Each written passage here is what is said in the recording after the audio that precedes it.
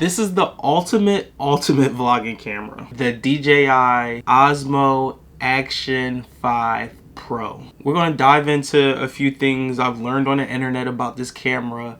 I'll tell you why I bought it, who's it for, pros and cons, simply unbox. We haven't put it out in the real world, so take all these things with a grain of salt. If you're a creator that's looking to level up the quality of your content, follow me for more, because we're going to continue to push the envelope. I am a guy who's like, let's put out good quality stuff. We can have the context of the content, but let's put out good quality stuff. Let's make it look good and sound good. Without further ado, let's get into the video. What's actually in the box? You get a camera. This should look very familiar to people who have the Action 4 or a GoPro or an Insta360 or something like that. One thing to note right off the bat is how rugged this thing feels.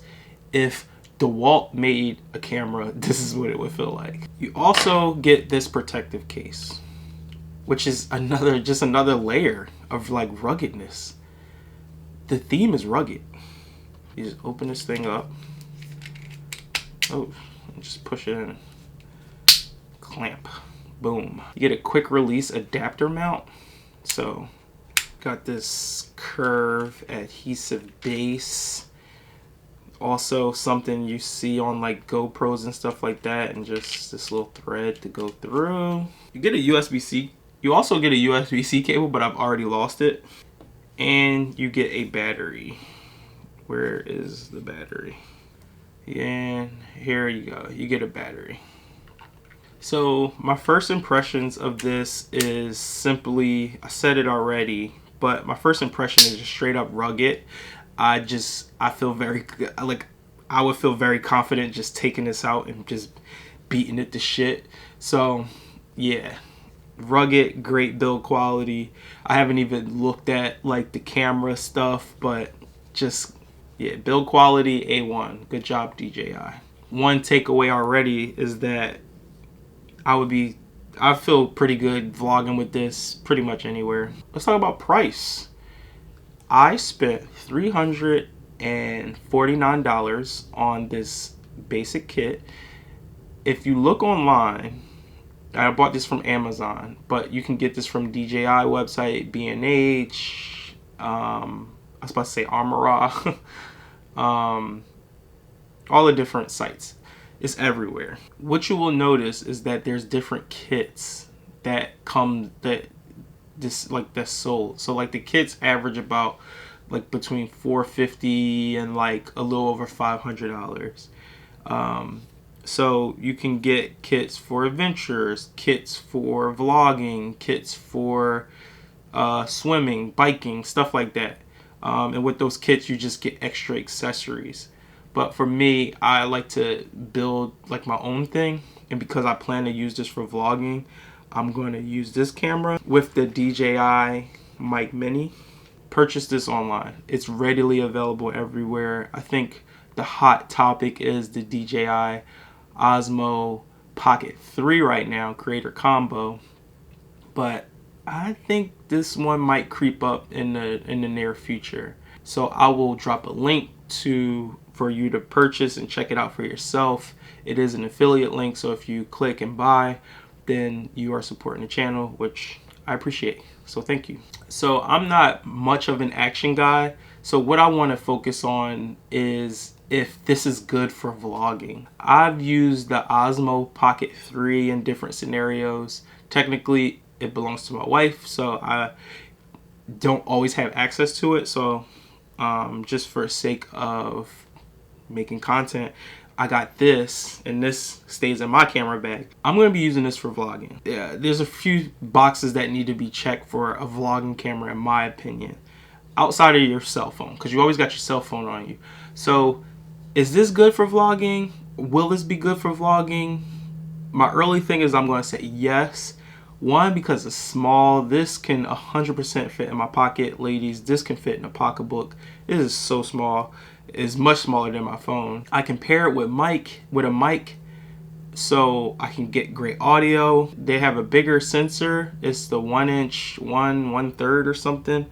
So I can get good quality video and good quality video, even good photos. I don't really care about photos because I will still shoot photos on my Canon R6 Mark II. It has built-in image stabilization, that rock steady stabilization. I think there's an upgraded version of that, so that'll be good when I'm just shooting selfie.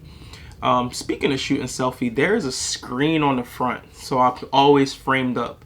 And in the past, like you couldn't see yourself, but that's kind of it really is a thing in the past, and it kind of shows the last time I really bought an action camera. But it's great, and that works for vlogging. I think that makes this suitable for vlogs, and it makes it worth me even taking it out. If I'm in a market, if I'm somewhere at a concert or something like that, it's nothing for me to have this in my hand. Or have it on me, and I won't have any trouble getting into venues or taking it anywhere. So I wanted to talk about some pros and cons. I kind of looked at these bullet points, and I'll give my own opinion on them. First pro for sure is going to be image quality. The fact that you could get 4K 120 is crazy. I typically shoot in 4K 24 for talking head stuff, and then if we want to do some action, cinematic, whatever, I do 4K 60, but I won't shoot like that all the time. Another pro is that you can shoot log, which means you can get more out of your image. There is a conversion LUT on the DJI website, basically meaning that log is like a flat profile. You put on a conversion LUT and it brings it to life, and then you can make little color tweaks and stuff like that as far as color grading goes. I can get into that in another video, but just simply put, that's a plus for me. That is a pro. Durability, like, I mean, this thing, I keep saying it's like a tank. It's like a F-150 of action cameras. Like, I feel like I could just drop this out the window and, well, let's not go that far, but I just feel like I could just use it and not be all delicate with it. One of the drawbacks just in my mind of the Osmo Pocket 3 is that gimbal, that camera and gimbal constantly rotating and stuff like that, and then the rotating screen. So those are 2 points that could possibly break. I'm kind of rough on my gear.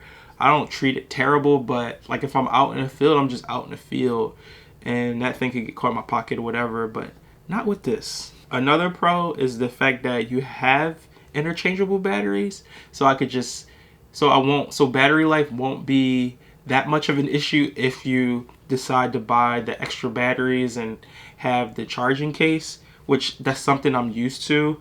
Again, I still shoot a lot of stuff on my R6 Mark II. Sometimes I use a battery grip. Other times I just keep extra batteries on me. And I also bought an accessory to help extend the battery life, which will be a separate video. More content. That's a huge plus, because then you're not worried about your battery dying and then your filming is done. You get some built-in storage, about 47 gigs, which is really good. I also bought a 256 gig micro SD card because I don't always like to connect my camera to get the footage off, and I don't always dump straight to my phone because my phone is crappy. Now, nothing is perfect, right?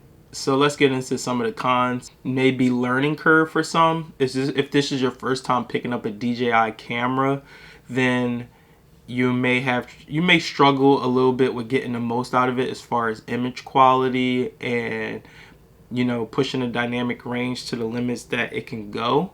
So I would say that is a con, but that's really with anything. But at the same time, you kind of have to just put it through its paces and just learn, tweak, look up stuff on YouTube. As I start making content with this thing, I'll have some recommendations, maybe do a little guide or something. So honestly, if you're looking to vlog with this, I don't think there's many cons or drawbacks, especially if you're in the DJI ecosystem. So if you have DJI products, then this should just be another tool in the toolkit that should be simple to use. I like to compare it to Apple. They have the ecosystem. Once you're in, I think it's like you're in and you probably don't want to go anywhere else. I did see one video where it was like, you know, GoPros are GoPros because they're GoPros. But yeah, as far as action camera slash portable camera slash vlog camera slash just an extra perspective, this is good. Pros outweigh the cons for sure. We didn't get into the nitty gritty of specs and footage tests and all that stuff, but overall, I bought this camera to vlog. How many times did I say vlog in this camera? Can you comment how many times I said vlog in this camera? But I bought this as a vlogging camera. I bought this as a behind the scenes camera. First time I said that. And I brought this for content. I can't even lie to y'all. I bought it for content as well. So I have a link. I have the link in the description for your convenience if you're looking to pick one up too, make some content around it. Again, affiliate link. I do earn a commission, so thank you for your support. It has a lot of features. We're going to go through all of them over time. If you would like to see those videos, considering subscribing to my channel. I haven't had an action camera in a while, so I am super excited to use this.